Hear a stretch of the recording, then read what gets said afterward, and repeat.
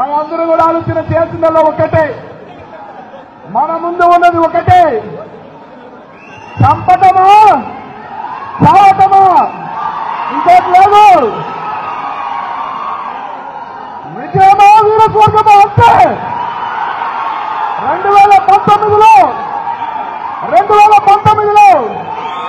ఈ రాష్ట్రంలో ఎగరాల్సిన జెండా ఒకటే, అది వైఎస్ఆర్ కాంగ్రెస్ పార్టీ జెండా, జగనన్న జెండా మాత్రమే తెలియజేస్తా ఉన్నా.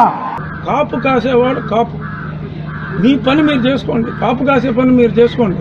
కాపు కాసేవాడు కాపు, మీ పని మీరు చేసుకోండి. కాపు కాసే పని మీరు చేసుకోండి. కాపు కాసేవాడు కాపు, మీ పని మీరు చేసుకోండి. కాపు కాసే పని మీరు చేసుకోండి. గాలి జారినా పర్లేదు గాని ఉషుక్కున నోరు జారితే ఆక్కోలేక పీక్కోలేక చావాలి అనే మాట వీళ్ళిద్దరిని చూస్తే అర్థమైపోతుంది.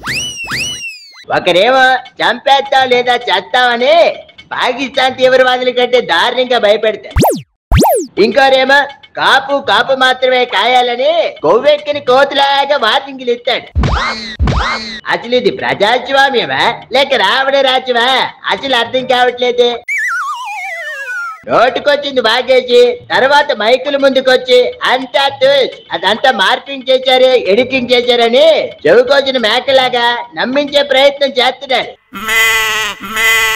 ప్రజాసేవ చేస్తామని రాజకీయాల్లోకి వచ్చి ఇలా పిచ్చి పిచ్చిగా అరిస్తే ప్రజలు ఓటుతో కరిచేస్తారు.